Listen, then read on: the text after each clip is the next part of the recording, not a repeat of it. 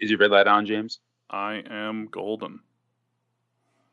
Then we will be what passes for live in 3, 2, 1.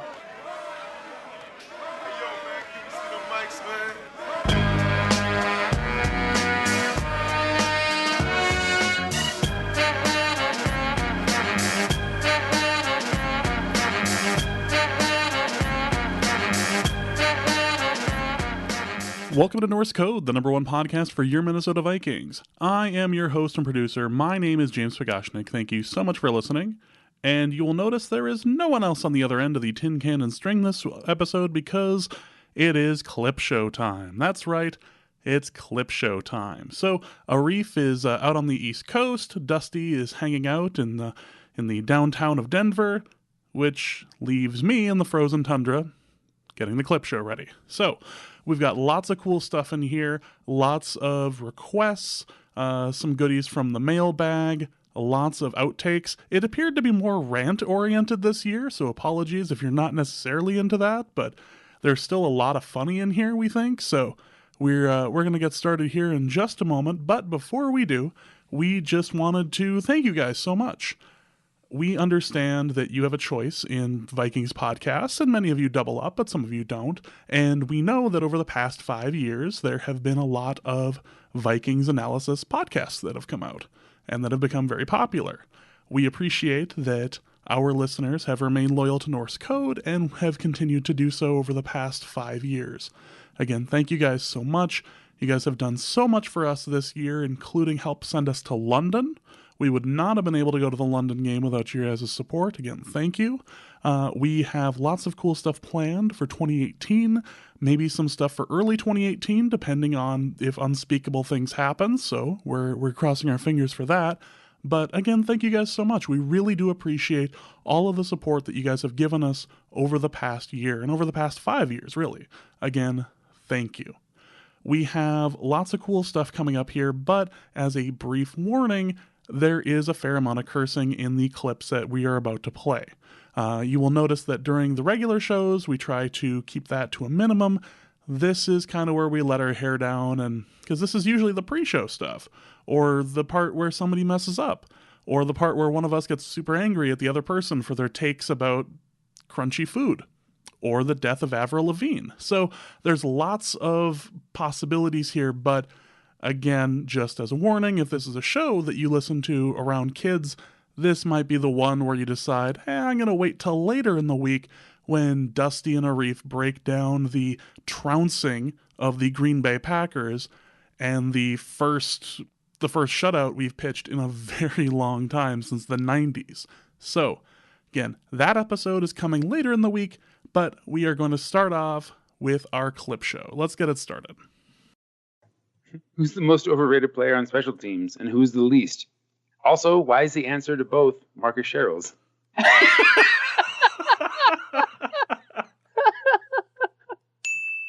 One of my best friends in college we'd be sitting around the lounge, and he would bring soup in for lunch.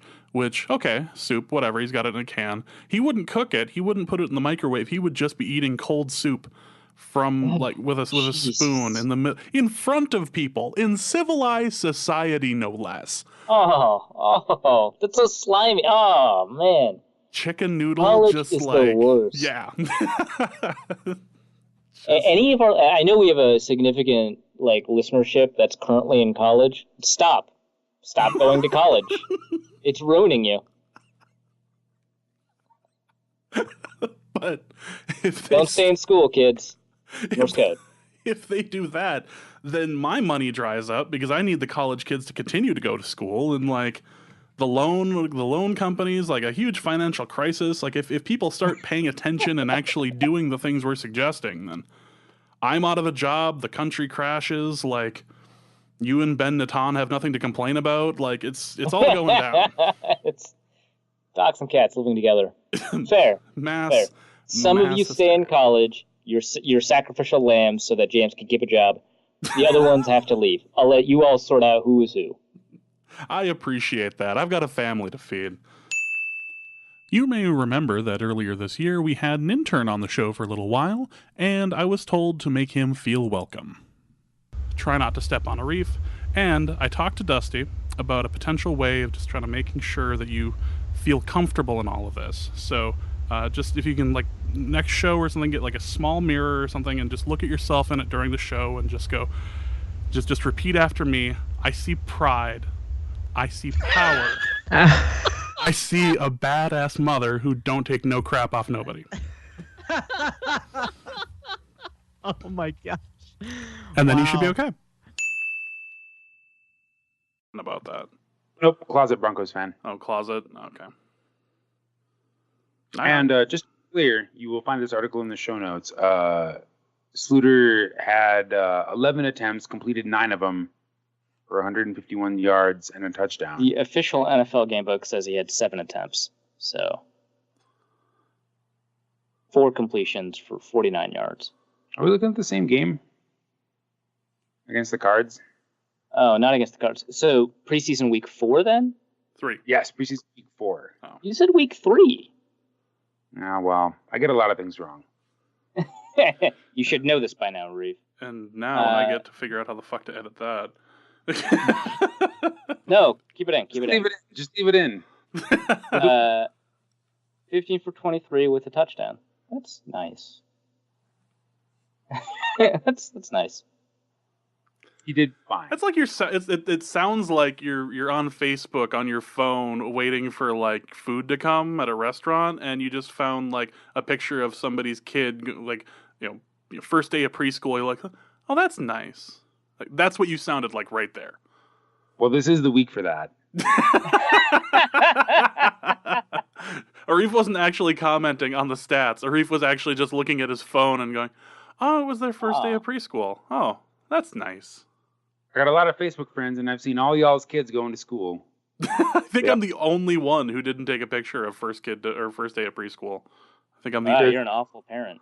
Oh, does your boy have shoes? I'm a great parent in this case because I'm just so fucking tired of everybody else doing it. As long as your boy has new shoes, then he's styled out for school. He does in fact have new shoes, so right on. That's fair. You did clear the bar then. Yeah. Good. Who does not have new shoes is a regrettable attempt at bridging oceanic gaps, Moritz Buringer. Oh, the German assassin. He hates that nickname. Guys, not really going to have many nicknames to choose from now, I guess. The God of many faces has claimed another victim. Well, he's not dead. But he's still alive. No, his as far as I know, he's on and as far as I know, he hasn't. That we should probably edit that.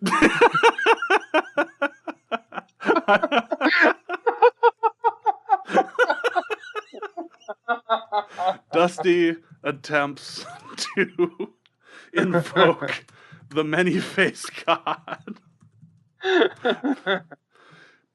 Fails. That is what it says now in my show note. Dusty attempts to invoke the many-faced God, comma, fails. You may remember earlier this year when our star running back, Dalvin Cook, rookie, went down with an ACL injury. We decided to open up the show with a mailbag and your thoughts on Viking fanhood in general. And this is what you came up with. We have the big news to discuss this week is the injury to Dalvin Cook. It was his ACL because, of course, it's his damn ACL. The best thing I read about this was, of course, a meme that had an image of Dalvin Cook about to fumble, and underneath it had the text from Princess Bride that said, "Life is pain. Anyone who says differently is selling something." It's like, that's good. Oh, yeah. Yeah. Okay. So we can sit Shiva for a few minutes. Should we go through some tweets? I feel like Yeah, let's go through some tweets because, we put out this mailbag. Instead of asking, well, for a lot of people, it was more an opportunity to express grief in the form of a question, as if the Wailing Wall and the Jeopardy board had combined. Exactly. Which totally understandable. So let's go through some tweets. Yeah, we have a bit of a Dalvin Cook mailbag, and then we have a regular mailbag. So we're going to start with the Dalvin Cook mailbag, and then go into the Lions game, and then the regular mailbag. So let's start off with Dalvin Cook. Andy Stravers on Twitter asks, how do I motivate myself to watch when all of our players end up dying football death?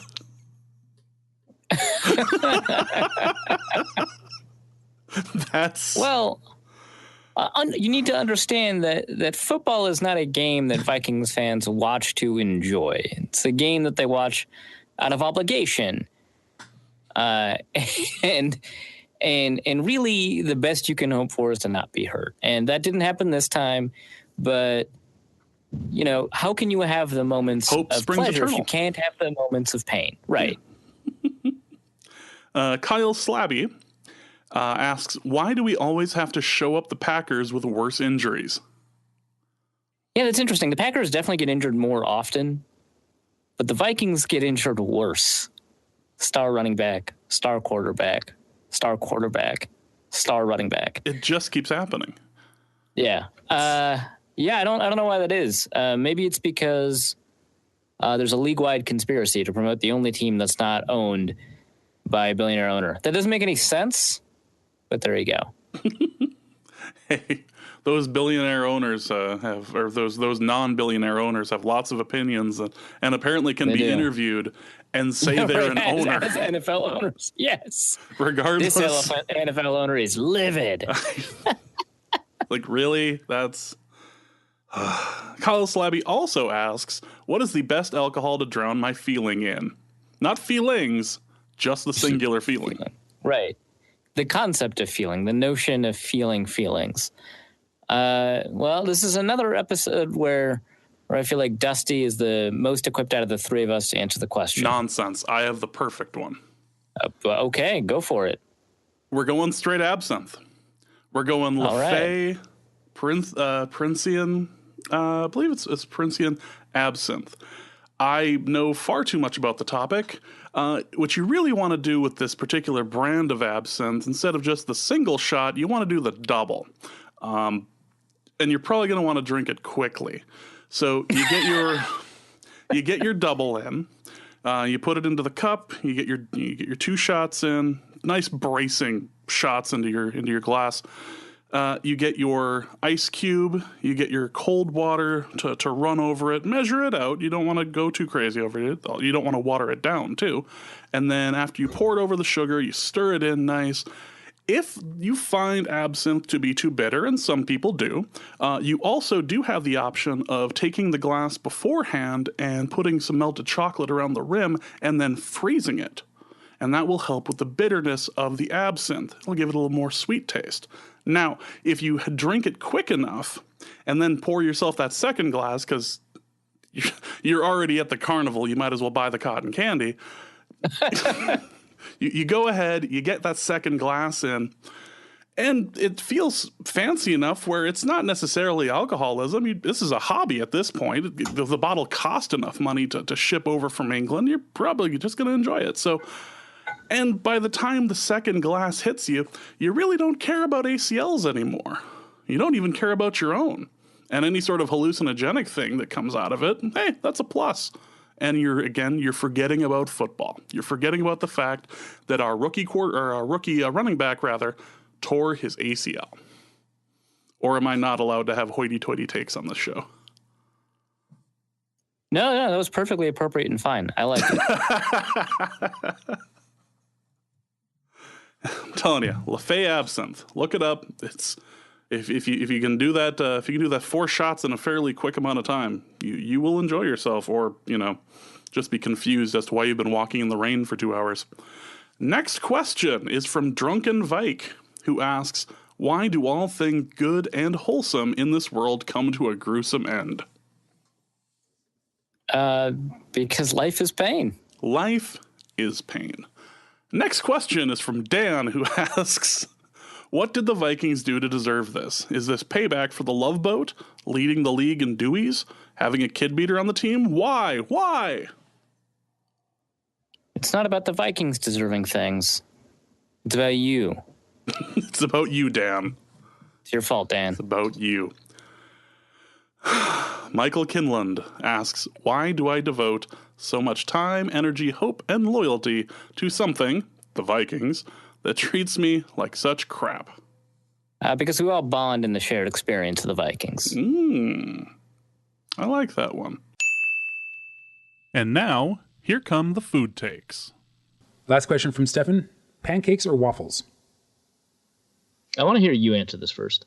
Waffles, because any bread with crispy is better than any bread without. That's a shockingly sophomoric answer. The thing is, I'm just saying that your rule is like ridiculous. I think it's true for most food. I mean, would you rather have warm bread or toast? Would you rather have like Wonder Bread or a baguette? But that's ridiculous. Like, would you rather have like a pile of gold or really soft, useless metal? Like, what the issue here is not that gold is harder than some random soft useless metal. It's that it's gold. Like, obviously a baguette's better than Wonder Bread, but it's not because Wonder Bread is soft. It's because Wonder Bread is bad bread. Okay. You're focusing on the wrong comparison. I think pancakes or waffles makes the best the best ground for this argument, because you can take pancake batter and put it in a waffle iron and you'll end up with something superior to a pancake. But it wouldn't be a waffle. Just gonna put that out there. No, it would be a waffle. It would be waffle-like. Waffle-esque. Not the same. They're not the same batter. Anyway. Waffle. No, I mean, no. You would not normally make waffle batter the same way that you would make pancake batter. Yes, I get that. But okay, so what's your answer? Are you gonna say pancakes now? Am I gonna have to throw my headset? Well, actually, okay. So my answer is a cop out, but it is true also. Is that it depends on my mood. Some days I definitely prefer pancakes. Some days I definitely prefer waffles. Oh man. All right, Didn't you just yell at me for hedging on a question like this a couple of weeks ago? I think you have to pick one. Yep. No, I don't have to pick one. And I did probably yell at you for hedging on the same way. But, I was probably right at the time, and I'm probably right now. No, I am definitely right. Crispy things are better than less crispy things. That's such a ridiculous... Would you rather have a steak that was all crisp or a steak with some tenderness? That's such a ridiculous totalizing rule. I would rather have a steak with some crisp than no crisp. Yeah, obviously. Well, yeah, that's what I'm saying. Case closed. Yeah. Next question. Wait, no. Purple PTSD. David, hold on. All right. Your answer just proves that there's a continuum of crisp and non-crisp here, and that sometimes things don't call for crispiness, and sometimes they do. Crisp is never an adjective applied to pancakes. Would you rather have a crispy soup or a soft soup? I'm a big fan of putting tortilla straws in my chicken tortilla soup, therefore making it crispy. Whatever. And would you rather have a pudding that was hard or a pudding that was soft? Creme brulee, definitely. Soft. No, creme brulee, pudding with crispy. A tiny amount of crispy. If it was a ton crispy of surface, crispy, you'd hate it. Well, and waffles are just also just creme crispy is enough. Creme brulee is not pudding; it's custard.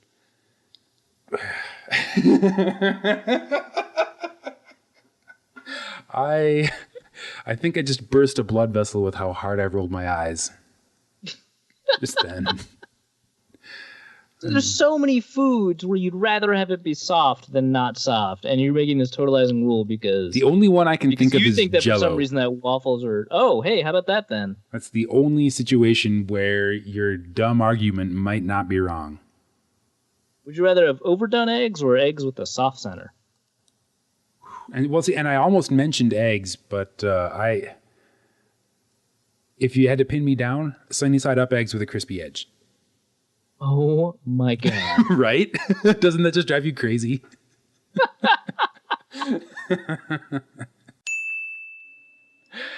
Oh boy. Chase writes in mac and cheese pizza. Your thoughts? Yes. It's more delicious starch with cheese already. Like, yeah. Hard no.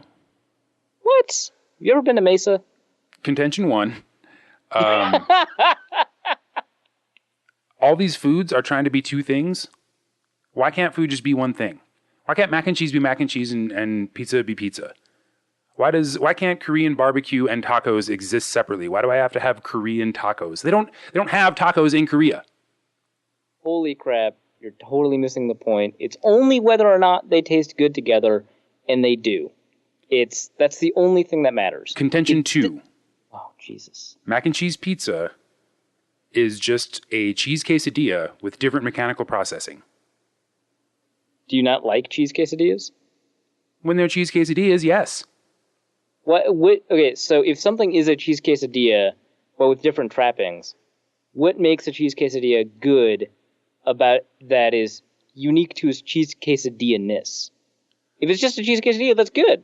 Eat it. So you've got your less processed starch underneath the pizza, your crust, with a crazily processed starch, the macaroni on top. Correct. Name me one other situation where it would ever be acceptable to spread pasta onto bread or a crust.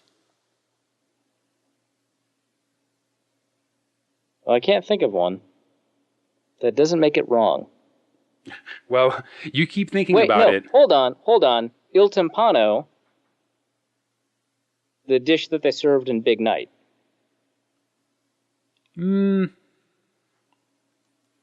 Okay, but I would argue that is a more acceptable interpretation just because there's so much other stuff involved. Like, it's not just like crust and pasta and some cheese. You're just moving the goalposts, man. Well, if you put a delicious thing on a delicious thing and it tastes more delicious than before, which I will contend that mac and cheese pizza tastes better than a cheese pizza, in most, probably depending on your mood, but in most situations, then it's good. Also, I will submit mashed potato pizza. Friggin' delicious. Ooh, boy. You preempted one of my answers to another question that we had in the mailbag, which the answer was actually Korean barbecue tacos. Why do you hate good things just because they're 2 separate things? I don't hate them. I enjoy Korean barbecue and tacos. I just don't understand why we have to have this obsession with like food being more than one thing. Why can't things just be what they are? Food doesn't have if things are just the thing that they are, then you have no fusion. Then you don't have different types of sushi. No, you can totally have fusion. You can. So in cocktail making they call this Mr. Potato Heading, where you take like a classic cocktail recipe or a classic proportion and then substitute one ingredient for another that's from like a similar like provenance. And that's, fine. That's where I think a lot of like successful fusion comes from is, food made with ingredients that may not be regionally typical or maybe prepared in an unconventional way. But like, I'm trying to think of another example beyond Korean tacos. Literally almost all of our cultural mainstays is food? Those? Yeah. So, well, my mind immediately goes to the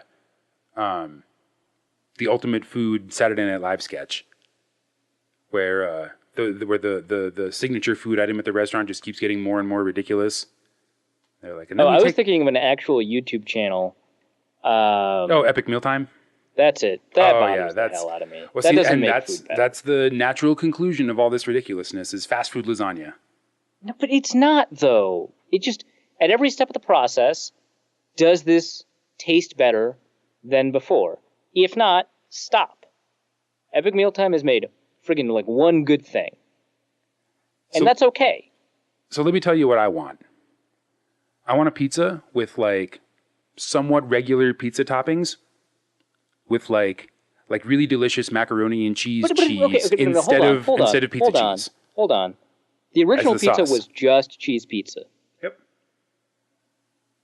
And so you had to add all of these trappings that were originally another thing. Fine. So give me cheese pizza. That's it. With macaroni. You're never going to have a pepperoni pizza. You're never going to have sausage on your pizza. You're never going to have onions on your pizza. Like, come on, man. You're putting words in my mouth, and you don't understand how much I love cheese pizza. But just let me finish. Okay. Do you like tomatoes on tomato sauce in your pizza? So give me cheese pizza with mac and cheese sauce as the sauce. Okay. Now sounds let's pretty add some good, right? starch. No, why? Because it tastes good. All right, so if we're gonna do that, let's turn it into a stromboli or a calzone and put just like a normal pizza thing on top of it instead of macaroni. That sounds good too. Yeah. It doesn't have to be one or the other.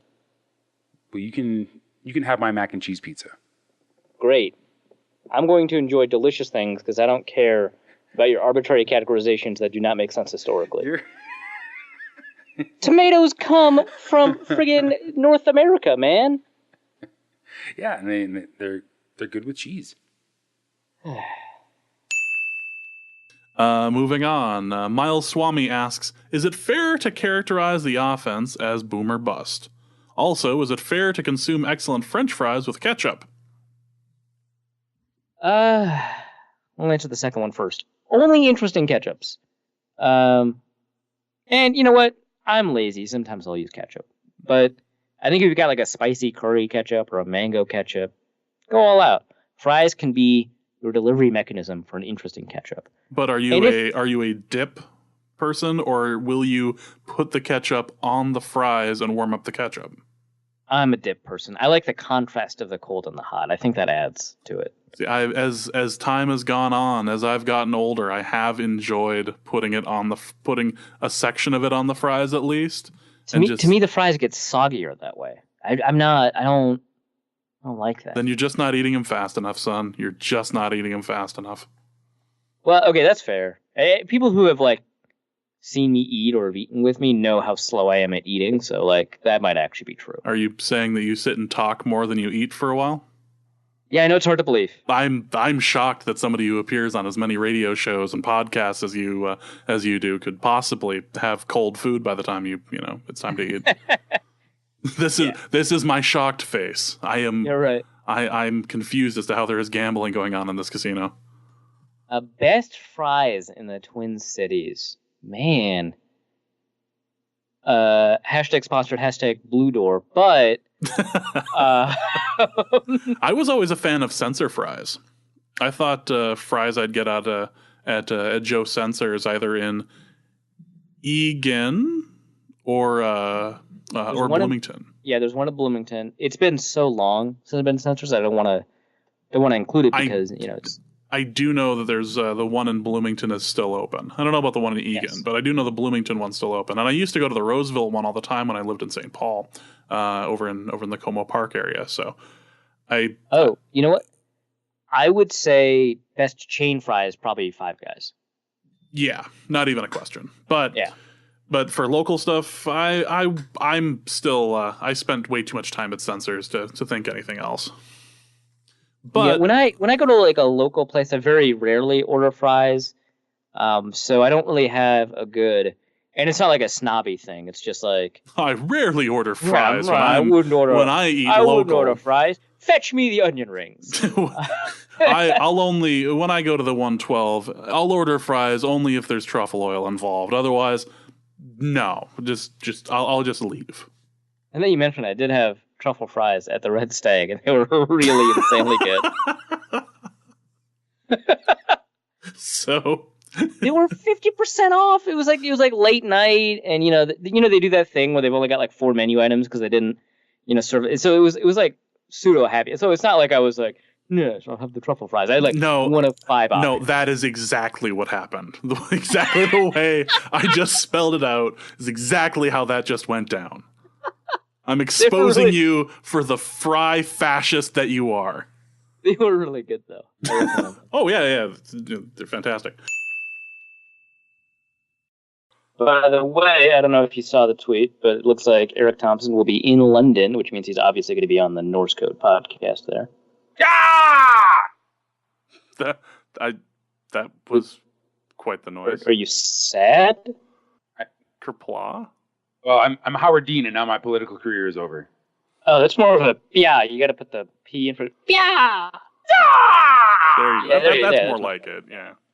We're going to go to Minnesota and California and Colorado and Vermont and Minnesota. And London. And then Pia. The joke was obvious. I don't know why you didn't throw the London in there. It's the whole point. I think you're really off in your game today. I was setting... Oh, my God. Is this how this whole show is going to go? I don't know of any three-man pod where anybody's ganged up on anybody. I don't know what you're talking about.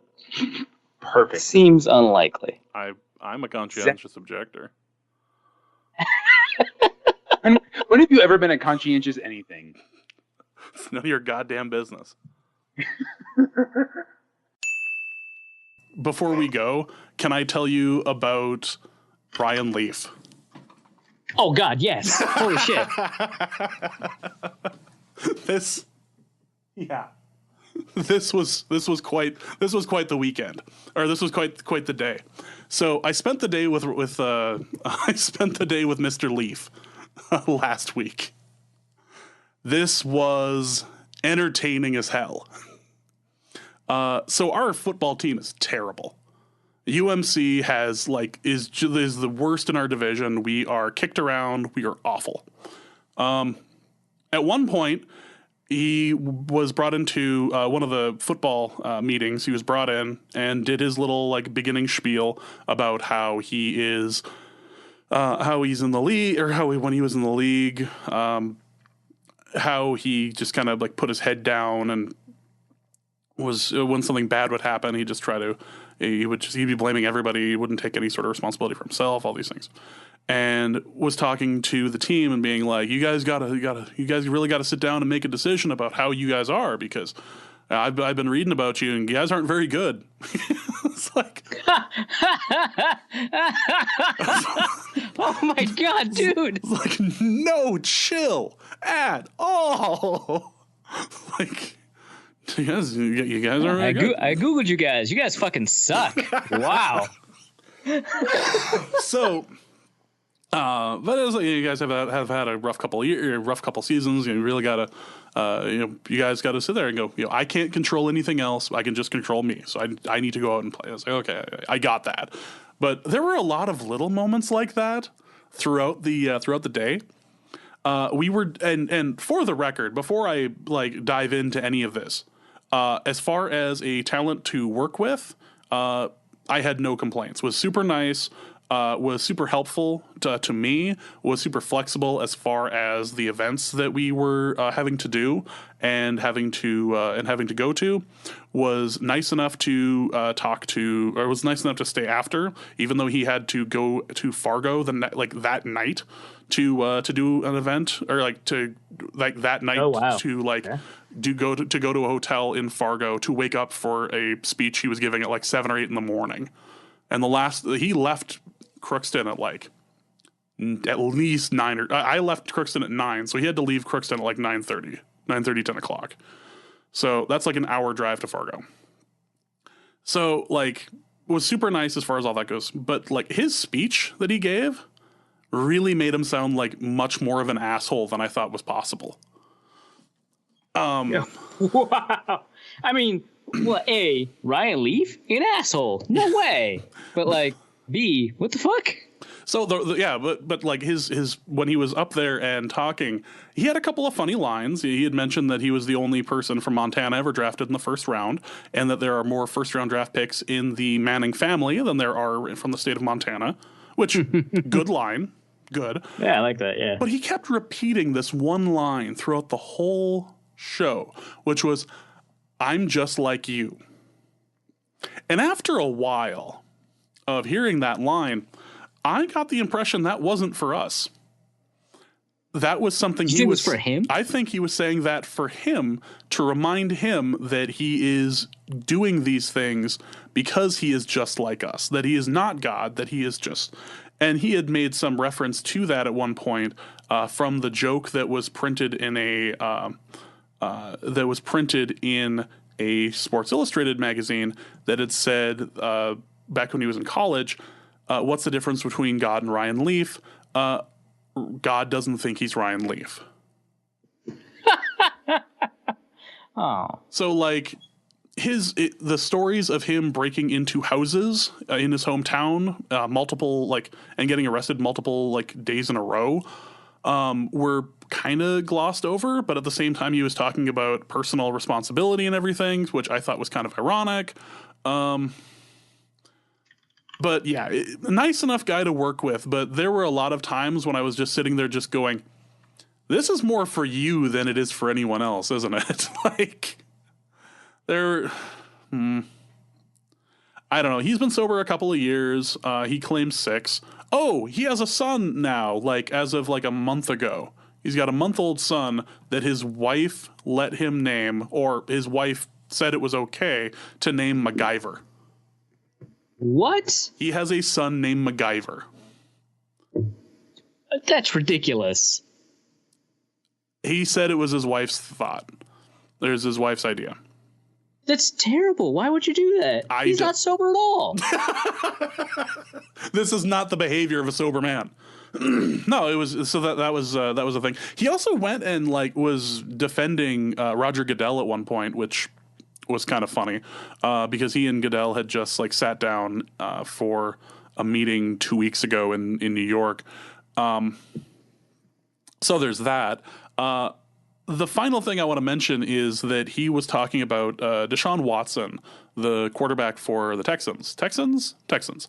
And he was saying that he went and addressed all of the rookie quarterbacks at the symposium this year, at the NFL Rookie Symposium, and was really pressing on the whole giving back thing. And he wasn't taking credit for Deshaun Watson giving his first game check to the women working in the kitchen at the stadium after the hurricane, but he wasn't not taking credit for that. Weird. It was a bit odd, but yeah, nice enough guy. Whatever. Smelled amazing, which disturbed me, which is why I had to send that message to you and Dusty. The only time I've ever sat and thought to myself, wow, that guy smells good. Again, not a thought I have often, but the only other time I've had that thought is when Prince walked into the room. Well, that just makes sense. And he's wearing women's perfume. That's right. Not, he's wearing Chanel No. 5 and something else. There's a reason why that hits. But yeah, I'm sitting with Ryan Leaf for most of the day. I have a signed Ryan Leaf football card for some reason sitting at my desk, which is different than the signed baseball from Darryl Strawberry, which I actually wanted to have when he came through, and I ended up working with him. But yeah, it was just odd. It was just one of those I don't know why you smell so good, and I'm not going to ask what your scent is.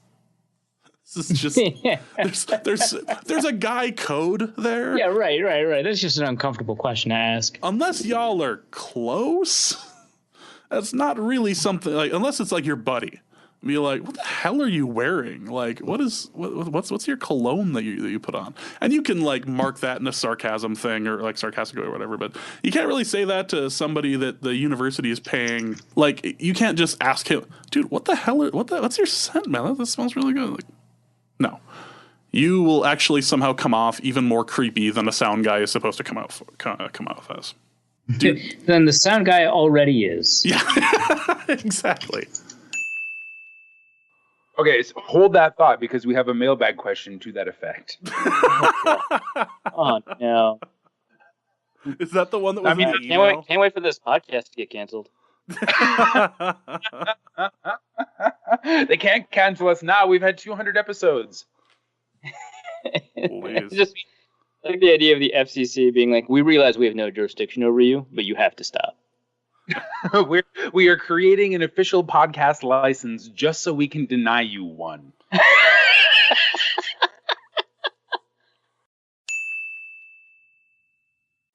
You want me to try harder than the whitest receiver that we have, the receiver that's continually ignored. No, they cut Moritz. Oh. I cannot keep that in good conscience.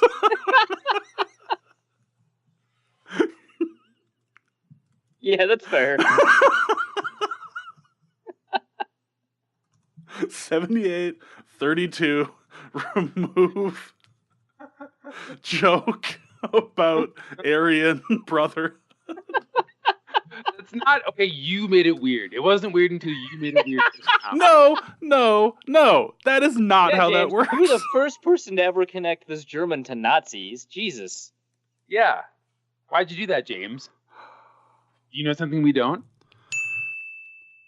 Something that we had a lot of requests for was a nice long package of Arif references to Carson Wentz and about how much he does not like him as a player. Sadly, there is too much to do there. That is way too much work. That is, there are way too many takes on Carson Wentz. However, I did find a clip of someone who wanted to beat up Arif over his Carson Wentz views. So let's go with that.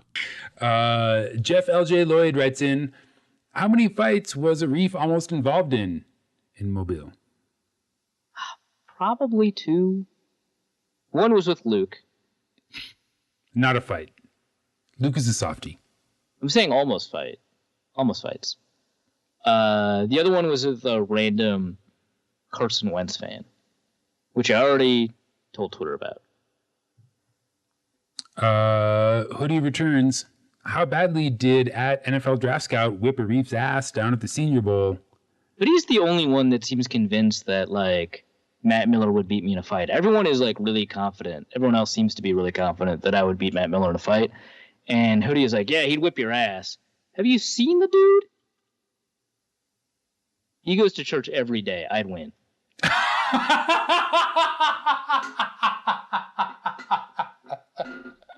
Woo. And finally, the tweetist writes in, how many times did Arif ask the locals in Mobile about General Sherman and how awesome he was? Okay, so someone made a General Sherman joke, and I was like, not here, man. Don't do that. I want to come out of Mobile alive. Because while I'm confident I could beat Matt Miller in a fight, I'm not confident I could take on Mobile, Alabama. How many... If one redneck came at you every 10 seconds, how many rednecks could you successfully fight until you were overcome? Half? Okay, so here's the thing. I will defend my football takes with fists, but I will not defend my friends because screw you guys, you got into the situation. Or random stupid things that start fights. Like Dixie jokes, like General Sherman jokes. I'm running from that. But if it's about Carson Wentz, I'll go. I will defend my friends if it's like racism. That's okay. You didn't get into that situation on your own. As long as as long as your friends are not engaging in bad takes, you'll defend them. Yeah, so if it's take-associated violence, we'll not defend them. But if you're like engaged, even if you don't realize that your own take is bad, like if you're engaged in it, you will put your fists up. Oh, myself? Yes. If my take is awful, yeah, whatever. I'll put my fists up. That is Okay, so I was at the end I was voting this guy, this Carson Wentz fan, who, by the way, I asked, not an Eagles fan. I think he's a Cardinals fan. And part of the take was also that I hate all the NDSU players and that they're all bad, which someone ended up going through all the NDSU players in the NFL, and I went bad, bad, bad, bad, bad. And then someone was like, Joe Haig, and I was like, well, yeah, I put him on my team. Okay, did Jim Kleinsasser ever make any mention in this discussion? UND, not NDSU. Well, yeah, no, but did you like throw that out? Like, hey, I'm totally fine with this guy from UND. Oh, yeah, I did mention Jim Kleinsausser. I don't remember the context entirely, but yes. But that just got run over in the hatefulness of your bad take. Yeah, and so I ended up goading this guy with increasingly bad Carson Wentz takes, and I ended up finishing with Carson Wentz will be out of the league in 2 years. Which, I mean, he's like a first overall pick. That seems pretty unlikely. Did the name Ryan Leaf come up in any of your...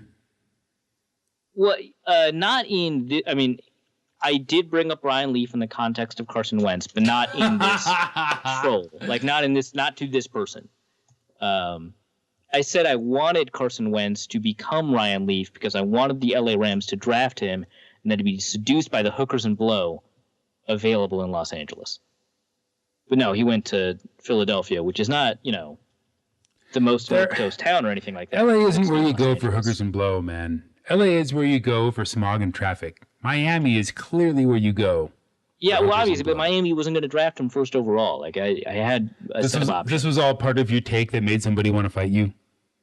Yes. Well, no, that part wasn't part of the fighting take. That was later. I was like, no, but seriously, I want him to have a terrible life.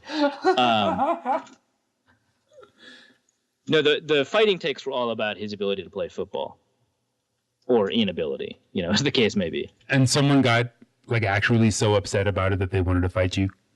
Yeah, and, well, okay, so all I said was, I don't think he's good. That's all I said. Then he came up to me, and so I just, like any idiot in a bar, I doubled down, and then I tripled down, and then I quadrupled down into stuff I don't even believe. Like, he'll be out of the league in 2 years. It became a point of pride and not a point of being correct. Yeah, which, I try not to do when I'm writing articles. I try to, hedge my bets and be probabilistic. So and easy to do when you're in a bar, though. Yeah, it is. Oh, my God. So easy. Well, all right. That's, So the answer was a few, and also Carson Wentz. The best part is that, there's not really a ton of stuff about Carson Wentz that's objectionable. Unless you, want to get political, in which case, sure. But... Well, but I mean, just from listening to what you just told me, it seems like you kind of pushed the objectionable parts of Carson Wentz. Well, I mean, I only argued he was a bad football player. There's not a lot of arguments I can make for, him personally being a bad person. Did you tell this to the man that wanted to fight you? No, of course not. Of course not. Of course, why would you? Oh, man. Sometimes it's good to know that you are not just a football writing and film watching robot, that you're an actual human who has, human reactions to desirous points in places where other humans go. Emotional opinions, yes.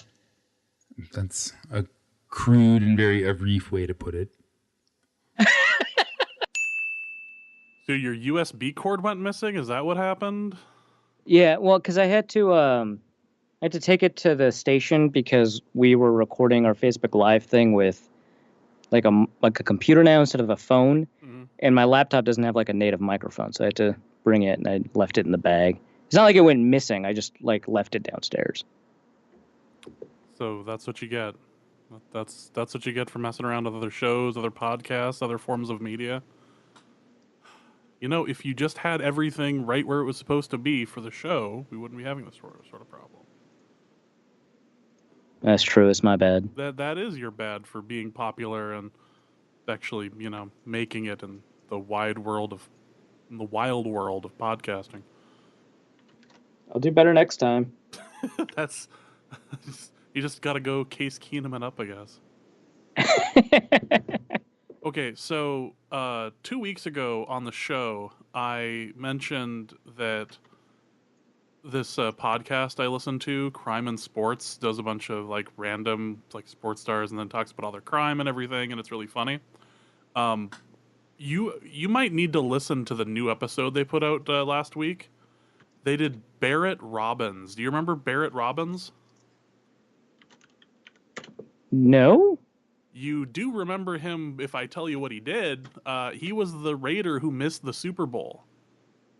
Oh, because oh my God, no way. Yeah, they did his episode. I don't mean to spoil part of it, but dude gets shot in the heart and he still continues to beat up the police. That's incredible. It is a phenomenal episode. They go through all of the terrible Raiders quarterbacks from that era. And it's so good. The one before it, they did Riddick Bowe. And oh, cool. That one was really good too. Like, they've had two really fantastic episodes in a row. But yeah, Barrett Robbins got shot in the heart while beating up 3 police officers, and he lived. He didn't even slow down. He just kept fighting. That's incredible. You play to the whistle. You play until you hear the whistle. It's a bad idea. Podcasting is a terrible idea, and it's not a good way to make money. Agreed. Also, Blake Bortles Facts is probably my favorite Twitter account at the moment. It's such an incredible Twitter account. In the 4th year of his NFL career, Blake Bortles remains undefeated in 35 of the 50 states. And then they proceed to list all of them. That's a good use of 280.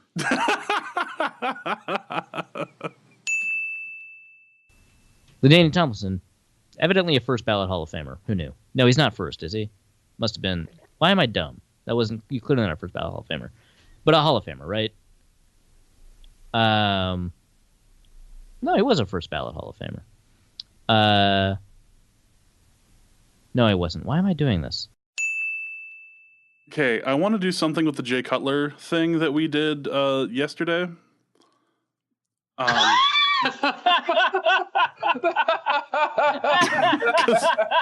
Because that was too damn funny.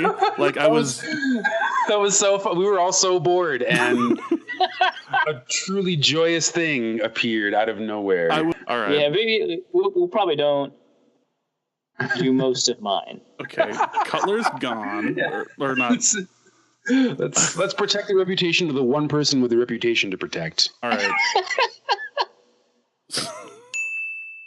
Yeah, things went horribly wrong. So, again, you need to take a look at these. We'll be tweeting this out on the Norse Code on the Norse Code's Twitter account. It'll also be in the show notes. You need to take a look at this picture, but I think what we're going to do is read our responses to what Jay Cutler looks like. Dusty, start us off. Or didn't? No, I wrote the first one. Sorry, it says Dusty above that. So great job. Yeah, not like I wanted to sleep or anything tonight. All right, 3, 2, 1. So we're going to read our individual responses to this. So my first one was that Jay Cutler looks like a guy at a methadone clinic.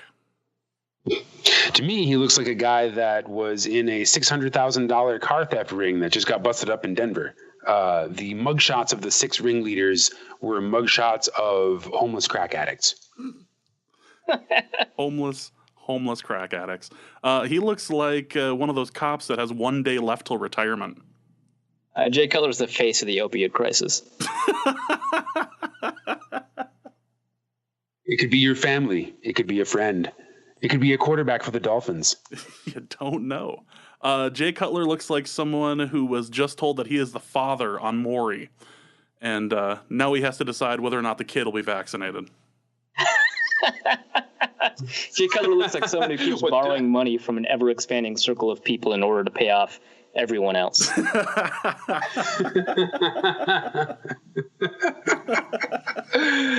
Jay Cutler looks like his dad stayed up until 1 a.m. waiting for him to come home drunk from a popular kids party in high school.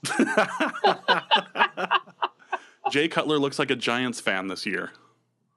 Ooh. Jay Cutler looks like someone who thinks he's in the middle of successfully convincing someone that his 84 Camaro with a spare tire and a different colored hood is worth $4,500. You know, when I read that, I thought, well, that's oddly specific.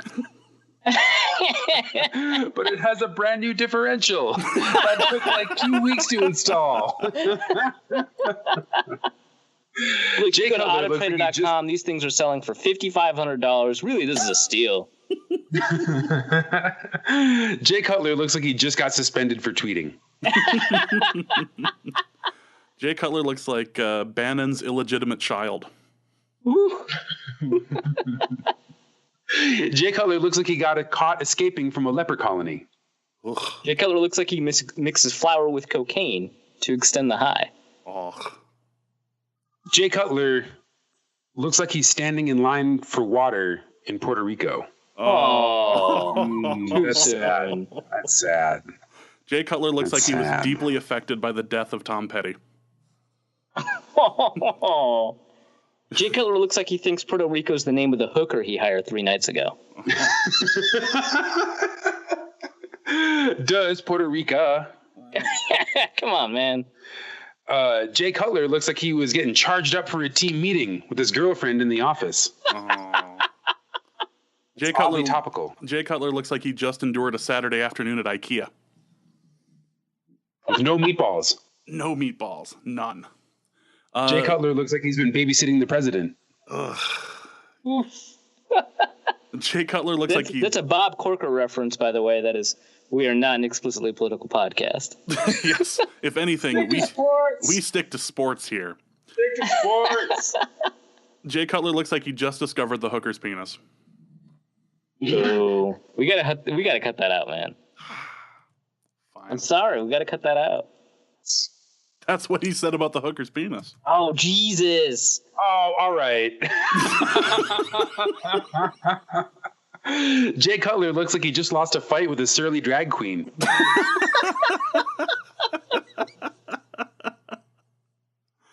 And finally, Jay Cutler's fiance isn't okay with the seating arrangement 3 days before the wedding reception. He looks beat up. That's what we're trying to say. He looks like he's had a rough night. He looks like hell. He looks like he's had like a rough 3 weeks. He looks like he was just hanging out with Blake Bortles for the last couple days. He looks like someone who was retired and then forcibly not retired. Oh wait. Aww. He could have been naked on that beach. He could still be naked on that beach. No more. In some sense, he's always naked on that beach. Now listen. Just because you made a terrible pun that I didn't record and you're upset about it all of a sudden, and I've told you just to assume whenever you're on a Skype or Google Hangout call with me that I'm always recording, doesn't mean you should feel betrayed when I am the one time I'm not. That you do this. Don't come to me blaming me for this.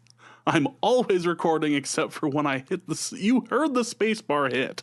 I hit it loudly. I'm feeling really hurt right now. I can't process these emotions. Is this one of those situations where you're not mad, you're not mad, you're just disappointed? Are you working on your dad disappointment now? Is that what's happening? Yeah, who better to train on than actual dad James Pagashnik? Than actual dad. Is that my nickname for the show? Your useful human, actual dad James Pagashnik.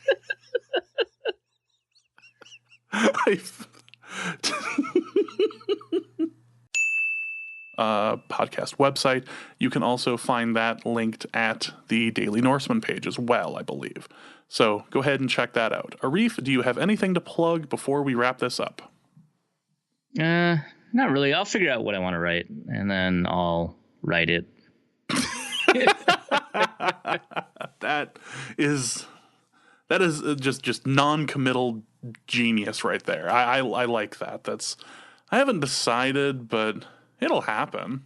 I mean, it has to happen. I have to get paid. I have to eat. Yeah, right. Yeah. Certainly some written content will go up under my name. I trust the process. Before we get started, I was wondering if there were any stories from the London trip that are not recorded that we should have. Being offered Coke on the bus. Oh, that was okay. So that was on the train, and that was before I ran into Arif and Chelsea that morning. You just have a face that people offer Coke to. Well, no, I met chavs. I've heard of chavs, and I've heard descriptions of them, but I didn't know what they would be like until they got on the train halfway between Southend-on-Sea and London, and they got on the train, and I was like, those guys are chavs. I didn't know how I knew, but I knew. And of course, did you have David Attenborough's voice in the back of your head, like, witness the chav as he appears into the bus? The men on the train were chavs.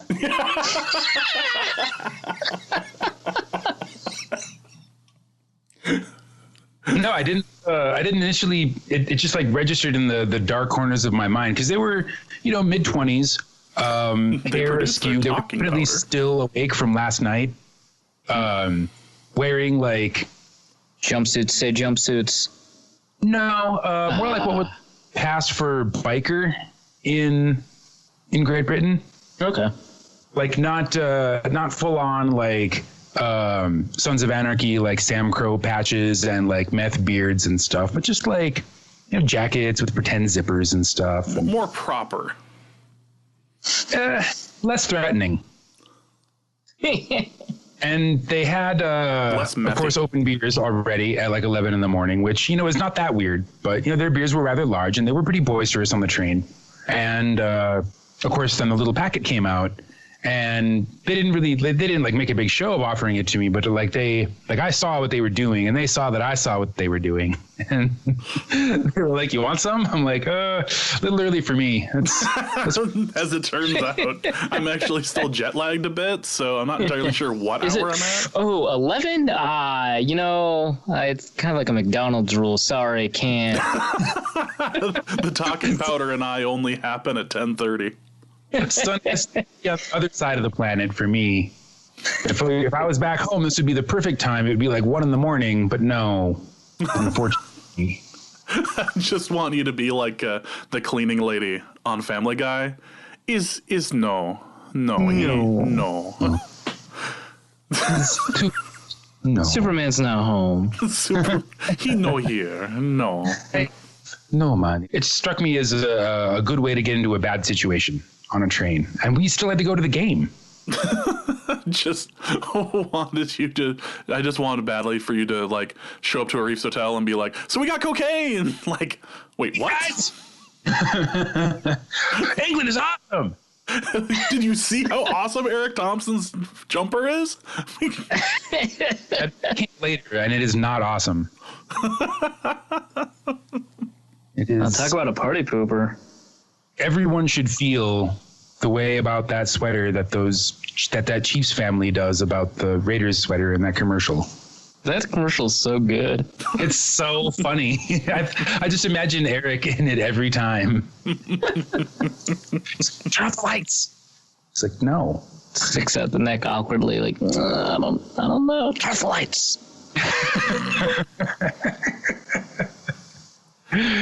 Is that one of those situations where keeping it real goes wrong?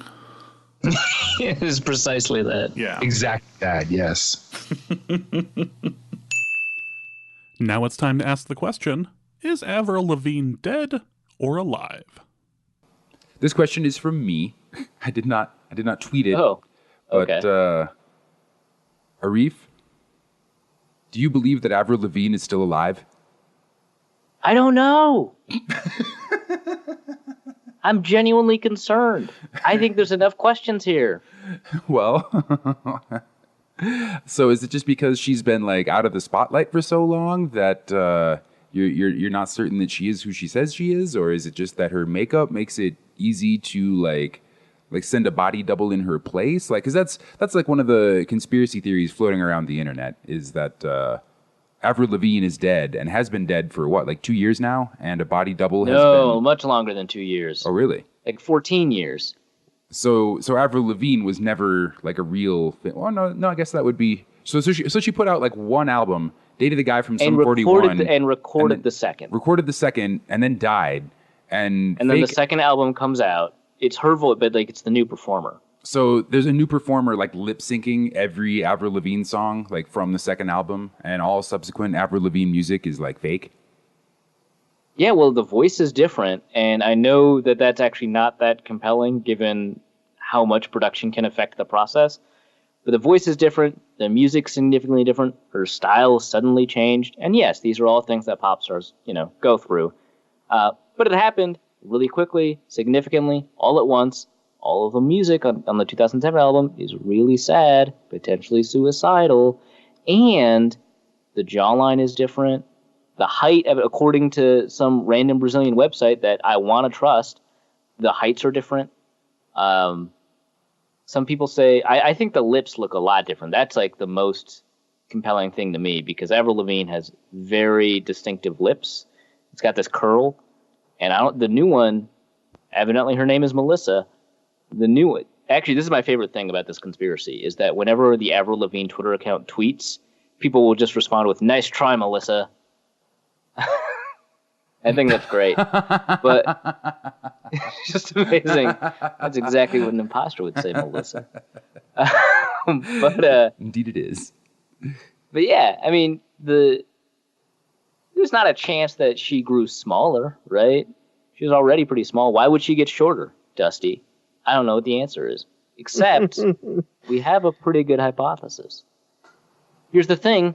We already have interviews from when Avril Lavigne was alive of Melissa, the body double that she employed at the time. They were already teaching her to sound like Avril. Wait, she had a body double? Yeah, I mean, almost all celebrities have body doubles. Wow. This is just like to protect her for like paparazzi and stuff. Wow, so she was like in training. So every celebrity has like their body double in training, basically, in case they like die and want to keep it a secret. No, not like the only reason that she was learning to sound like Avril Lavigne because they were best friends, and they thought it'd be fun if she sounded like. It wasn't like, I think it was a happenstance thing. I don't think it was like a premeditated. In case she dies, Melissa, you will take over. I think it was just, oh my God, she's dead. Nobody can know. Melissa, you have to bear this burden for the next 15 years until Twitter finds out. Well, why can't Avril Lavigne just be dead? Well, because then you wouldn't be able to sell the music. Are you kidding me? Like, artists do so much better. In the short term, that new album that she recorded right before she died, you're going to do monster numbers. Of course it is. But it was already going to do pretty good numbers. Not as good as if she died right before its release. But you're not going to get the 2013, 2014 hits. You're not going to get Girlfriend, where she steals some dude's girlfriend.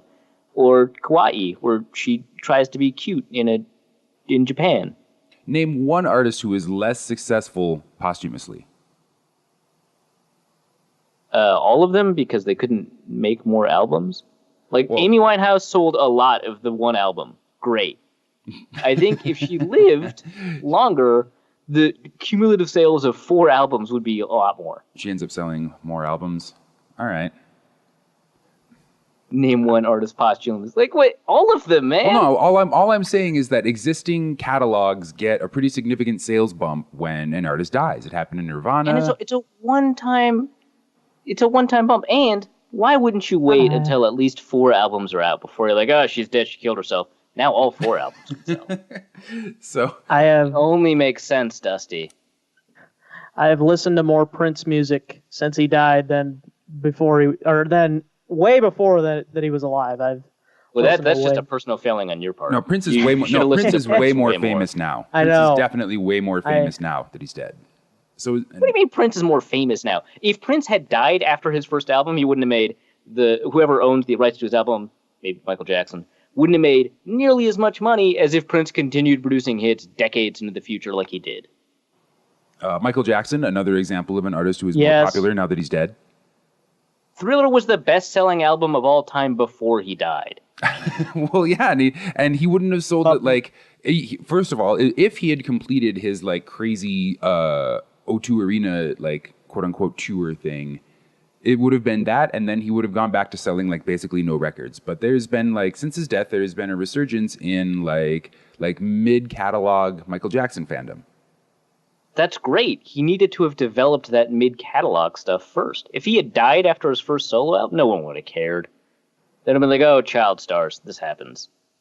He's no longer bankrupt because he died. Well, yeah, that's true. You're just making my argument for me. You want your artist to die after they've got a good decade of music out there. Well, so maybe that argument applies to Avril Lavigne as well. Like maybe if she does like kill herself after her second album, it's like, oh, she was what, like 19? Like, oh, that's sad. But right, exactly. If she dies now, there's so much money. Speaking of Prince, good job, Melissa. Good job. So here's my question then. My last question. I feel like we've dug pretty deep on this one. Will Avril Lavigne ever die? Like, will we wait for Melissa to die of natural causes and then just have a great big funeral for Avril Lavigne? No, I think Melissa's a unique case because she already spent a lot of time with Avril.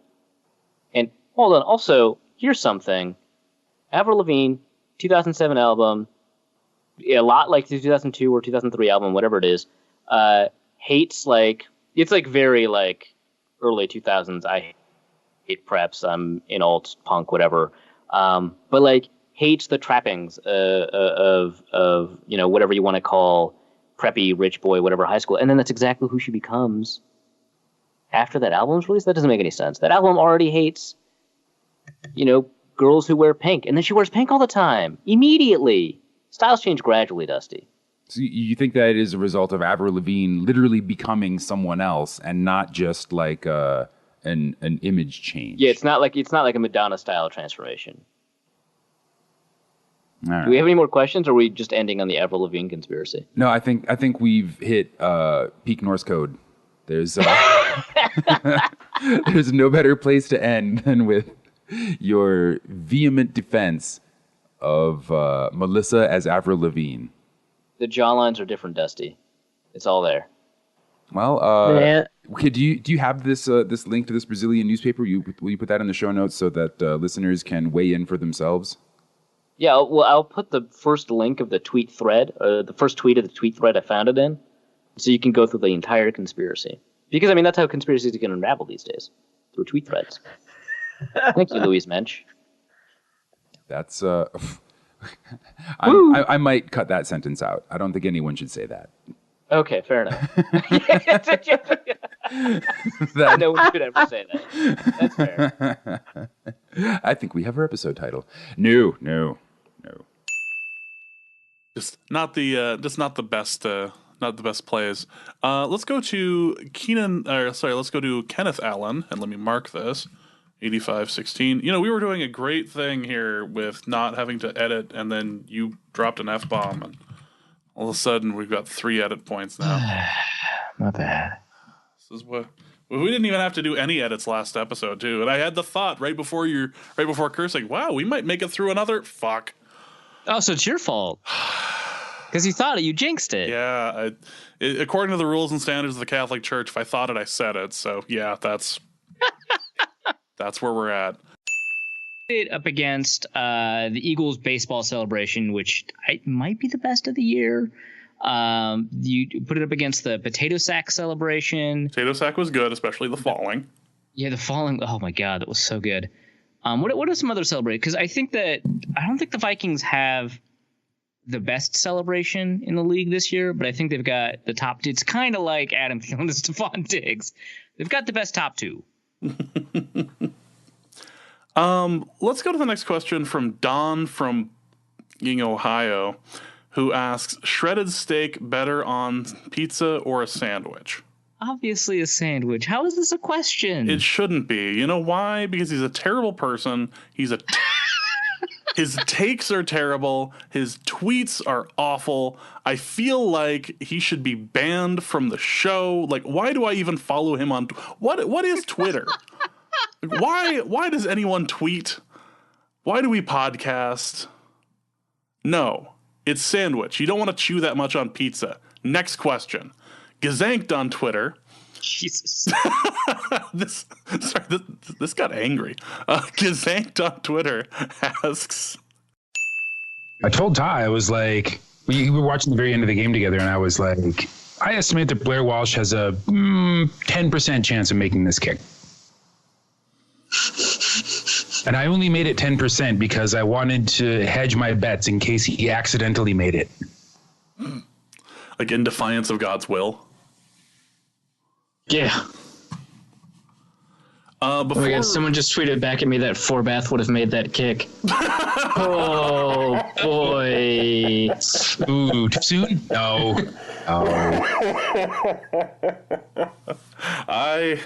I might argue not. I might. I know this is a controversial take, but I don't know if Forbath makes that. He's made them. He's made a couple of 50 pluses this year. Yeah, and who has a ton of 50 pluses? Freaking Walsh. Not this year. Not this year. It's a whole new year for Forbath. He's stolen someone's leg and he won't give it back. He occasionally straps it on incorrectly, which explains why he can't get an extra point, because he's like, what? I got to get out there? All right. Oh, God. Which leg is it? Why did I bring two?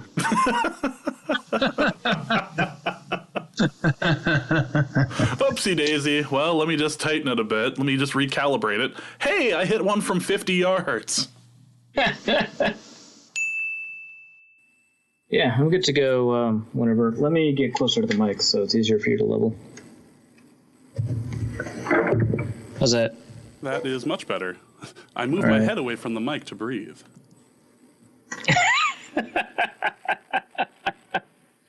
Chocolate rain. Thank you. I was hoping I was going to get that out of you.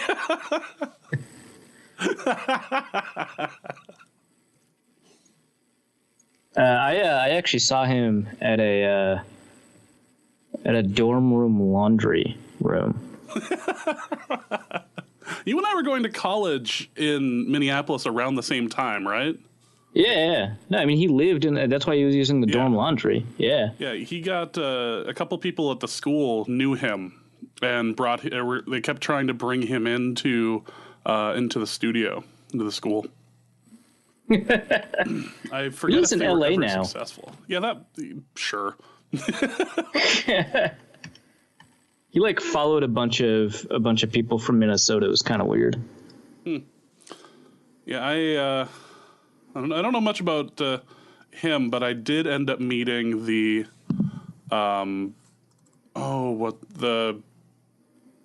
he was out of Owatonna, Owl City.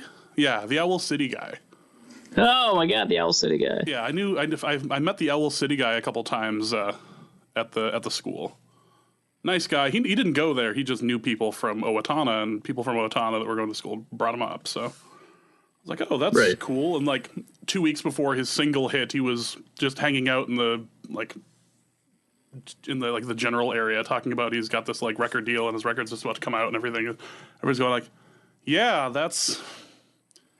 Which label is behind you? Which label's got you? And then the whole record blew up. I'm oh, we shouldn't have been shitty to that guy. That's great. Turns out, occasionally, not often, but occasionally a guy comes through here and isn't full of crap about everything. And he was a nice enough guy and everything. I was just Jesus. That's really funny though. Yeah. You can only be crappy to the Owl City guy so many times before you are smote. He will get you. Chocolate rain. Something, something, something sounds in pain. Yeah, right. Yeah. Do feel again. Chocolate rain. Chocolate rain. Some will cry and others feel the shame. Chocolate there it rain. Is, yeah. There you go. It might as well be. I'm confident it's not, but it might as well be. That thing doesn't go viral if he doesn't put those weird captions at the bottom, right? No, of course not. No. You're showing technique, sure, but why? I better tell them how a master does it. This is how a badass doing this in his dorm does it. As I turned my head away from the mic to breathe. Trouble at that first interception, and I just went, "Oh, for fuck!" I shit you not. I checked the box score early in the game, and I saw the two Brady at the time had 4.8 yards per attempt, had 2 interceptions, no touchdowns. Jay Cutler had 2 touchdowns, 9 yards per attempt, and was completing 80% of his passes. Yeah. And I checked the box score and I was like, oh, this all makes sense. And I realized, oh shit, I just traded Jay Cutler and Tom Brady in my head. It's the only way my brain was going to process this. Did you see the tweet about this is why Jay Cutler has made over $100 million in his career? Like, this game is why he's made over $100 million, and every other game of his career is why he's at 8 offensive coordinators. That's so great.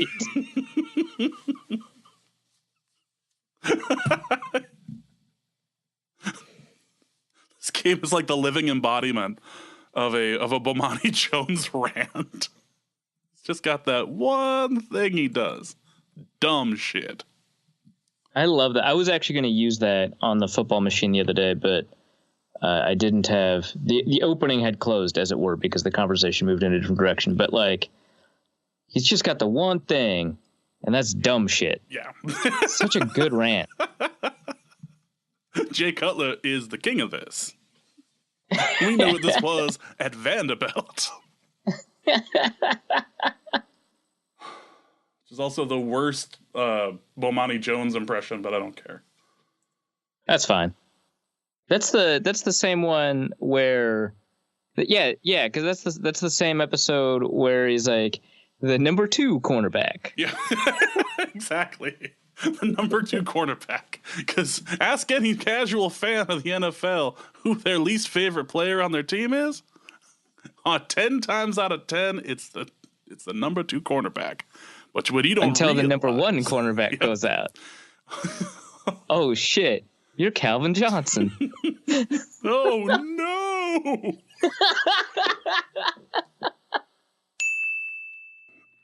So, I was talking to a friend who was telling me about this girl he's with, and how their lovely evening ended. So they went out for dessert. They went out to get food, and then they got dessert afterwards, and she has a horrible allergy to mango. Like mango and kiwi. Mango and kiwi are the 2 things that can like kill her, apparently. So they go to ice cream. They apparently the scoop had been used for mango earlier, so there was some cross-contamination. And then she proceeds to have to deal with this for the rest of the evening. Just like coughing, hacking up a lung, having to take a bunch of allergy medication, like the whole really works. like, itchy throat, like, but you still can't like make yourself feel better. No, exactly like the worst person in the office dealing with just exactly. So she's dealing with that. But she also knows that his ex was allergic to peanuts. So and the reason the guy doesn't freak out is because he's dated a girl who's done the peanut thing, and peanut allergies are ridiculous. And if you've ever dated it, I've dated somebody with a peanut allergy. It's ridiculous. It's the worst fucking thing on the planet. I would rather date somebody with a nasty stutter. Should have just taken her to Five Guys. Ugh. And right there. Yeah, just end it. Just end me here. But so it, is used to the whole allergy thing. It doesn't faze him, whatever. Okay. Well, the entire time she is dealing with this at his place, she is on this ridiculous high horse going, at least I'm not allergic to peanuts.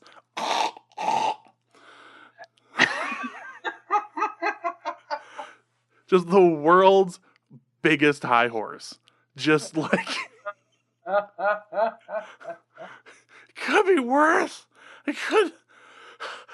could be dealing with... I couldn't eat peanuts. I find it hilarious that at the point of near death, as you're wheezing and trying so hard to breathe and like continue to live, you're still able to climb up on that high horse one more time and be, at least I'm better than your ex. At least I'm not allergic to peanut. Could have been worse. Could have had bonitis, like that last bitch. Could have had bonitis. No, my one regret is that I had bonitis. I was so busy being an 80s guy, I forgot to cure it. God damn it. Oh, well. And now it's time for our final clip, which is a discussion on board games that we had this fall, which is I suppose, the director's cut version of this particular discussion. It goes over lots and lots of different board games and the reactions to them. Enjoy. Anyways, it looks like you just sent me the link to this other game. Yes. Yeah, check it out. Please. There's somebody mentioned it in the mailbag question, so I had to Google it just to see what it was, and I was not disappointed. How did this go? I'm like, apparently I'm not good at using Skype because I saw you send it to me, but now I don't actually know where the chat is on here. I got it. Yeah, I got it. There you go. Yeah, it's in the little word bubble. Public assistance board game. Oh God. What? You should have just told me the subtitle. That why bother working for a living? Look at the pictures of like some of the spaces on the board. Oh God! The cards, like Also, okay. Can we also talk about how shittily it's wrapped in plastic? Like, what is this plastic wrap they put on it? Well, I mean, like, freaking surprise focus on the family doesn't, like, I don't know who it is, but essentially... Yeah, it looks like they took, like, previously plastic wrap from something else and, like, just sort of barely wrapped it around. Yeah, or like they just, like, wrapped it in a clear plastic bag, like it's tied on the back. Yeah, exactly. Yeah. Working person's burden. You're up for high-paying promotion, but government affirmative action rules require that a disadvantaged minority, homosexual, Buddhist female... What? I don't think anyone's ever been given a job because they were a Buddhist female. At least, there might have been, like, a couple people that were given a job because they were a minority or homosexual. I don't think anyone's ever been given a job because they were a Buddhist female. Right, because, like, diversity is, like, a points board. So, you get more of them, the weirder it is. Exactly. The more distasteful your collection of, minority affiliations is, the more likely you are to get a job in this white person's fever dream. God, these are so good. I'm so glad. Whoever introduced us to the reviews where there's more cards. I assume that whoever introduced you to this wasn't like, "Hey, this is a great game." Well, no. Evidently, there are people who listen to our podcast, so I'm pretty confident that, Indeed, they do think it's a great game. Well, although some of the reviews are definitely like, "This is hilarious," kind of like an ironic love. And some of these reviews are like, yes, this board game is very accurate to life. And this board game is educational. Assuming that the seller sent a lot of Bible with it, attempting to coerce me into their religious perspective. But like, great piece for the collectors of Black Americana. Yeah, okay. That's great. Yeah, cool. A few reviews later.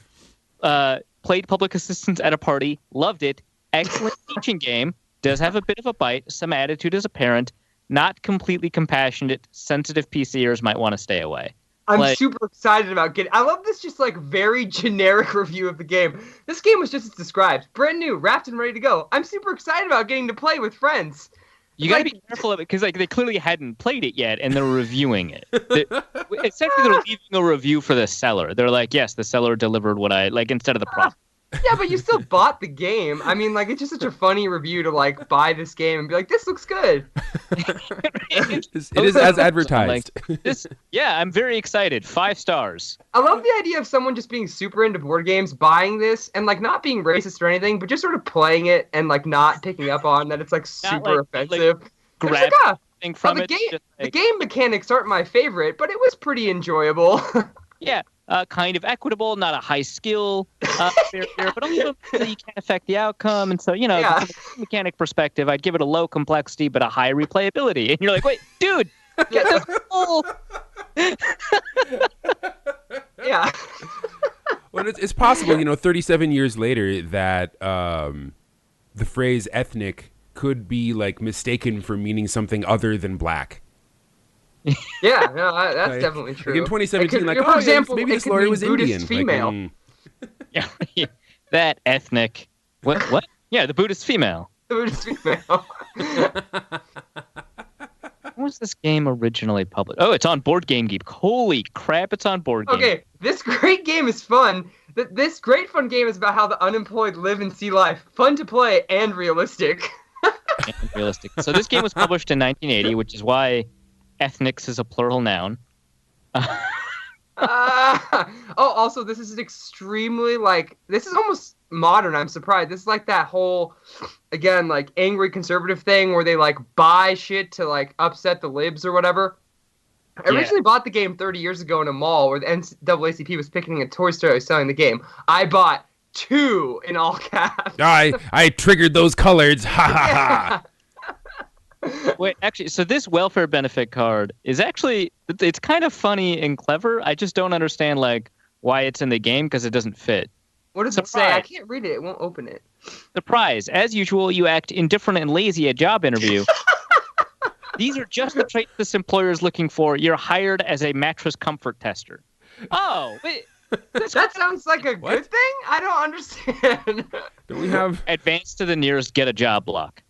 But I mean, like, haven't you been to an IKEA? They have like a machine for that with a big metal foot.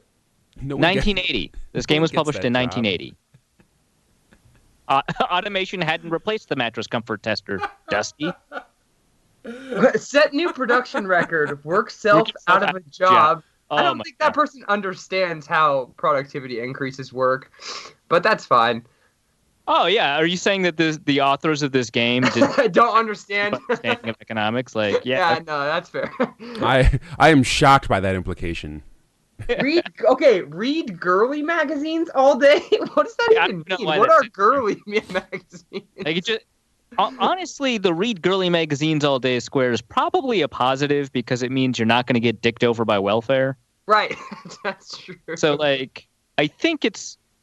Okay, so in 1980, girly magazines meant porn magazines, right? Not like Cosmo, but like Playboy. Who do you play? Are you a welfare person? Are you a, upstanding member of society who's being dragged down? Well, you're both. There's 2 tracks. On the same day, you can substantially improve your home to like increase your property value. On the same day you can do that, you can also like collect welfare or something.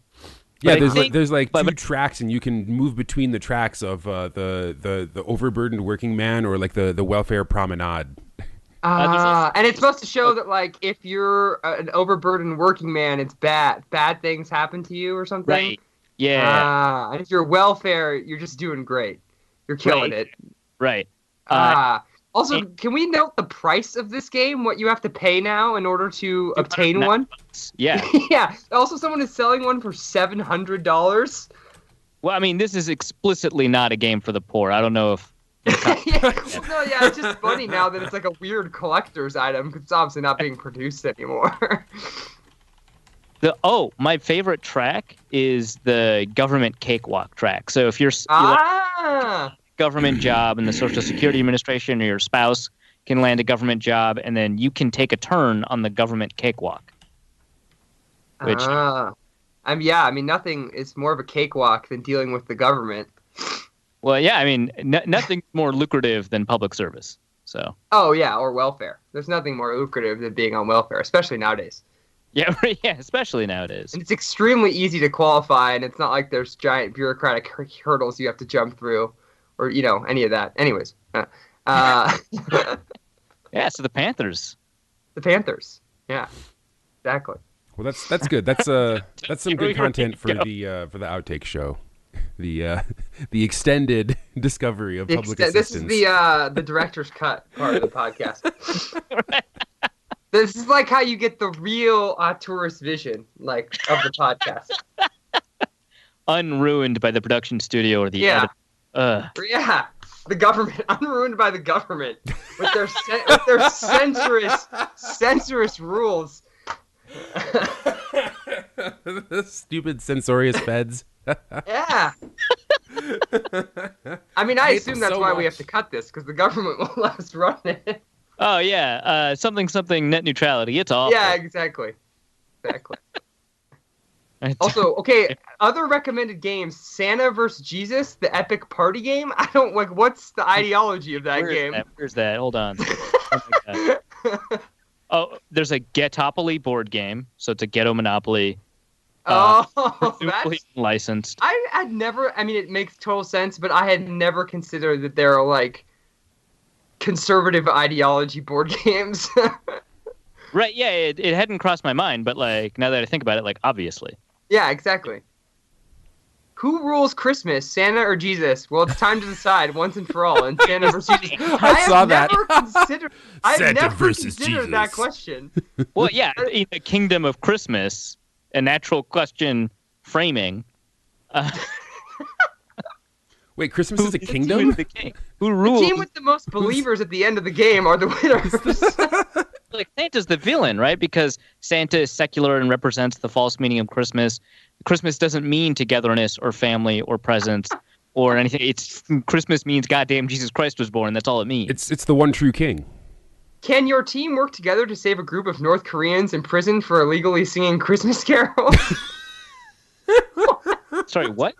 Is that Jesus' side or Santa's side? I don't know. I think that's the thing is you have to accomplish these things. So if you accomplish them as Santa, then he gets the points. Wait, but that doesn't make sense. So like, I don't know. To go where like players are villains, like, are you playing against each other? Like, yeah, you're playing. There's two teams. So one team is Santa and one team is Team Jesus. And so, for example, on Team Jesus, you have Jesus Christ. Rules. You have the wise woman who brought myrrh. So that's an interesting take. That it's like semi woke, and that one of the wise men was a woman. You have the Virgin Mary. You have a donkey, and then on Santa's team, you have Rudolph, Sugar Plums, who's an elf. Sure. Yeah, exactly. A vixen. So you have a what looks to be like an elf on a stripper pole. Are there snowflakes? Please tell me there are snowflakes. Snowflakes being triggered? There might be.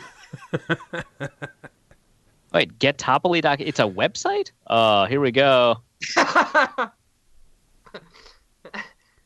This is a special edition of the Norse Code where we just break down screw the Panthers. We just break down conservative. Well, need to go to Getopoly.com right now. Is it spelled like GH? Is a thing of beauty.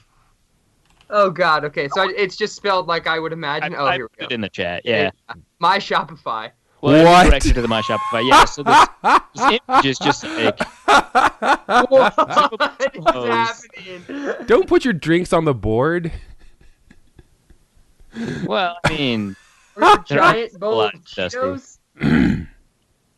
And there's stolen redneck properties, pimping hoes, building crack houses and projects, paying protection fees, and getting carjacked or something. They're really inconsistent about when they drop the G. Getting carjacked are some of the elements of the game. Not dope enough. If you don't have the money that you owe to the loan shark, you might just land yourself in the emergency room. What the hell? About Us. Actually, very curious. What is About Us? I think this is just a game reseller. Toys. They don't make it. They're just reselling it. They're just found this. Opoly reseller.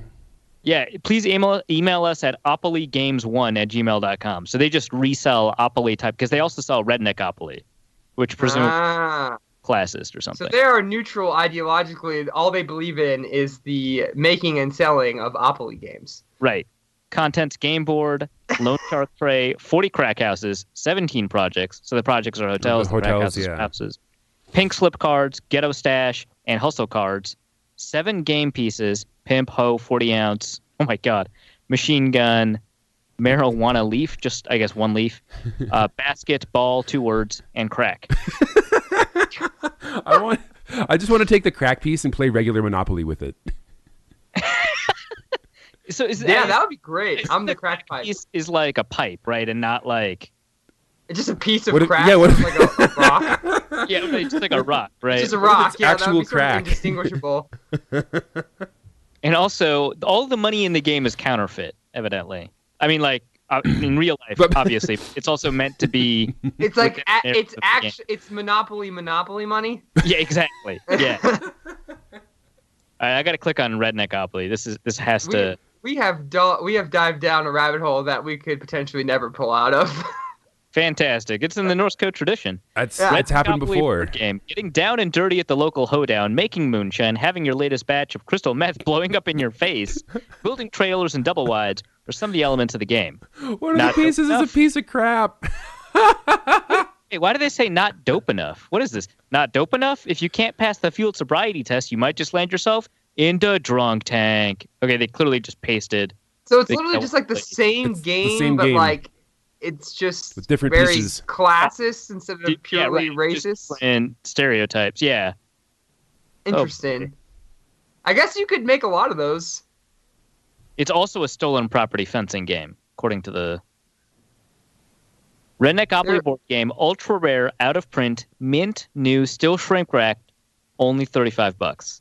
That's pretty cheap. I also didn't notice this before, but did you also notice that one of the things also viewed for the public assistance board game is Donald Trump's book, Great Again, How to Fix Our Crippled America? I did notice that. That's pretty great. Yeah, this is, I can't totally tell whether this Jesus versus Santa game is like tongue-in-cheek, or I think it's, there's an online instructional video on YouTube. Oh, that's good. Maybe it'll tell us like if there's a value judgment given to whoever plays Santa and whoever plays Jesus.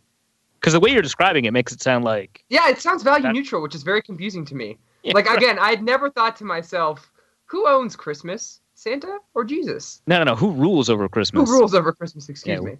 With the Christmas... Oh, also, worth noting that this was a Kickstarter game that was fully funded. Dope.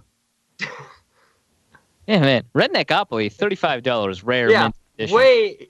That's the investment you want to make. Way better deal, yeah. 20 years, I mean, that's going to be $700.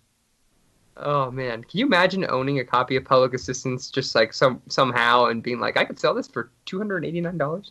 Although, I don't know who's actually going to buy it. Yeah, Topoly is going for $99. That's pretty good. Huh. So, wait, you said this was produced by, what's their names? Or do we know who produced this game? The Public Assistance game? Hammerhead Industries, I think they're called. Oh, there you are, Dusty. Yeah. Yeah, sorry, I had to answer a phone call. Hammerhead Industries. All right. Well, so if you go to the Hammerhead Industries website, it's just like word salad. Oh. There's a bunch of ads on it. They don't exist anymore. They probably folded before websites were a thing. I mean... How much do you want to bet that whoever owns that domain name also owns Public Assistance? Yeah. Yep. Yeah. Hammerhead Industries. Jesus. Welcome to Hammerhead Industries.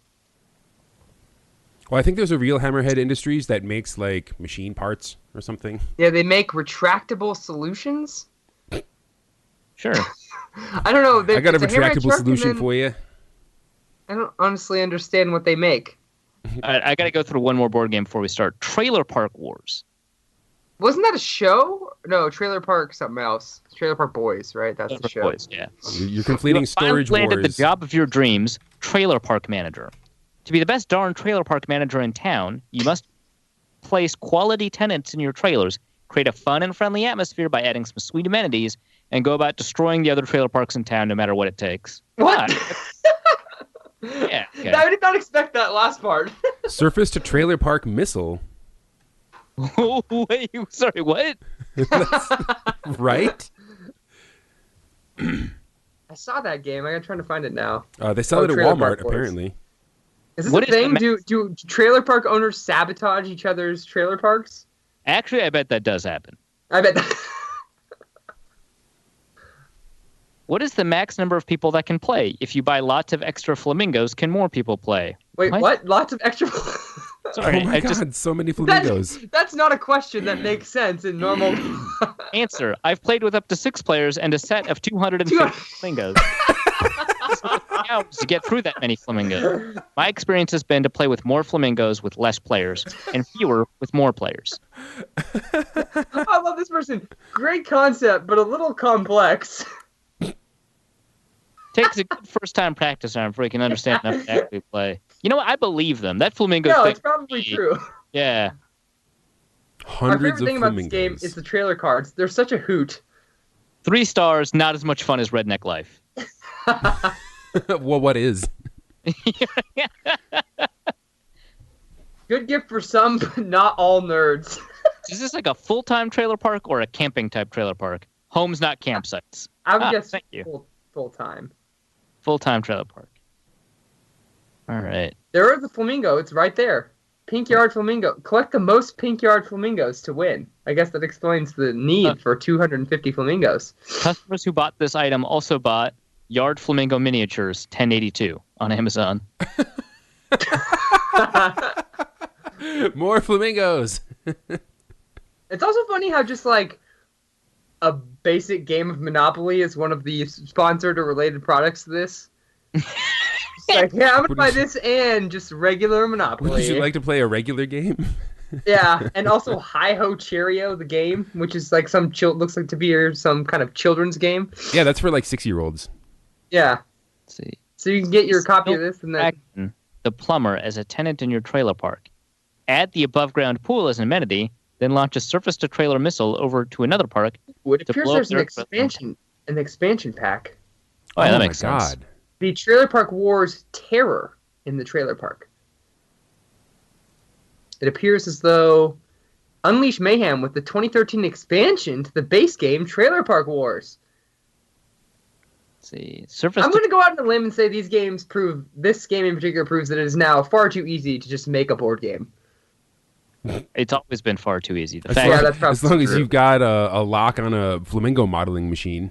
Because again, another recommended game is just called Poop, the game by Breaking Games. One more board game before we started the podcast, but you've intrigued. Tell me more about Poop. I don't know. I'm going to click on it here. It's got 357 reviews. That means potentially up to 357 people bought this game. That's probably not true. A lot of people probably just reviewed it as a joke, but... okay, so you found Take turns pooping, but don't clog the toilet. It's like, if you like Uno, you'll love Poop. Yeah, okay. The most enjoyable experience you'll have outside of the bathroom. 100% fiber. One of the bullet points is just 100% fiber. I guess that gets like a joke about how the game's made out of paper. I don't. So have you looked at so there's some game cards that you can see. So there's on Poop? Yeah, on Poop. Because it's a card game, right? Okay, there's Poop Party Pooper Edition and Poop Public Restroom Edition as well.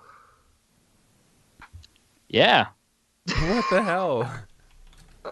Yeah, I can't see these. I can't see these cards. Where are they? Oh, here we go. Oh yeah, they've got little pictures of poop and like farting. Yeah, some of the cards have like little corn in the poop. Funded with Kickstarter. Why am I not surprised? You're telling me Hasbro didn't just pay to produce this game? And that is going to be it for this episode. Thank you guys so much for listening. Thank you guys so much for donating in the past, helping us keep the lights on, helping us keep the Loch Ness Monster at bay, and helping us get the downloads needed to just feel like we're at least being listened to by the Vikings community. We will be returning later this week with a preview of the Bears game and a review of the Packers game as well, so we have plenty of stuff to talk about later in the week with Dusty and Arif. But for Dusty, for Arif, thank you guys so much for listening, and continue to demand excellence. Demand Norse Code. We'll see you later this week. Norse Code is the largest and only division of Norse Code LLC. You can find Norse Code on the Daily Norseman, SB Nation's Vikings blog at dailynorseman.com. You can also find it on iTunes, Stitcher, Google Play Music Podcasts, or wherever else fine podcasts are aggregated. Our Vikings blogger extraordinaire and generally useful human is Arif Hassan, who can be found on Twitter at Arif Hassan NFL. Our intrepid producer and occasional co-host James Pagachnik can be found on Twitter at Big Mono, or curating the official Norse Code Twitter feed at NorseCodeDN. I'm your host with a firm grasp of the obvious, Dusty O'Connell, and my name is my handle on Twitter. If you'd like to donate a few bucks to the show, your one-time donation can be made at paypal.me/NorseCode, or a recurring monthly contribution can be made by visiting patreon.com/NorseCode. Please visit our website, norsecodepodcast.com, where you'll find links to our Facebook and YouTube pages, along with the episode archive and some other good stuff. And any questions or comments that won't fit in a tweet can be emailed to norsecodepodcast.com. On behalf of James and Arif, my name is Dusty, and we all thank you so much for listening. Our formula is this. We go out, we hit people in the mouth. Jay Cutler always looks like the before guy in every cold and flu remedy commercial.